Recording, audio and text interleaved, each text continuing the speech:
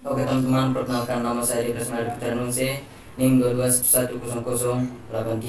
Ya teman-teman, kali ini saya akan hasil presentasi saya. Kali ini saya akan membacakan presentasi saya.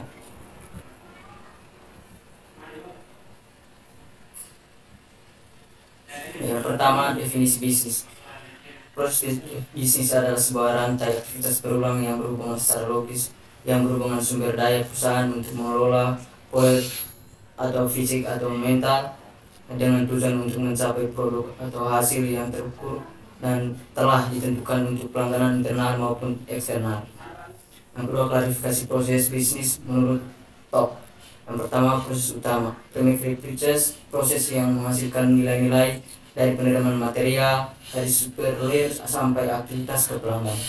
Yang kedua, proses mendukung atau super proses, proses yang tidak langsung menghasilkan nilai tetapi diperlukan untuk mendukung proses utama meliputi aktivitas finansial dan manajemen personal. Yang ketiga, pengembangan development, proses untuk meningkatkan kinerja rantai nilai dengan proses utama dan pendukung, misalnya pengembang produk yang bagian komponen proses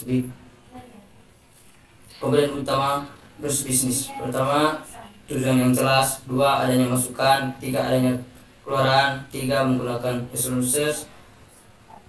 Kelima, mempunyai sejumlah bagian yang dalam beberapa tahap. Yang keenam, dapat mempengaruhi lebih dari satu unit dalam organisasi. Dan yang ketujuh, dapat menciptakan nilai atau value bagi konsumen. Model tingkatan kinerja kerja demi penjelasan. Yang pertama, plan atau perencanaan. Tahap ini sama dengan improvement planning. Yang kedua, pelaksanaan. Yang ketiga, cek pemeriksaan. Tahap ini sama dengan performance evaluation. Yang keempat, tindakan. Yang terakhir, ABPT untuk peningkatan kerja organisasi.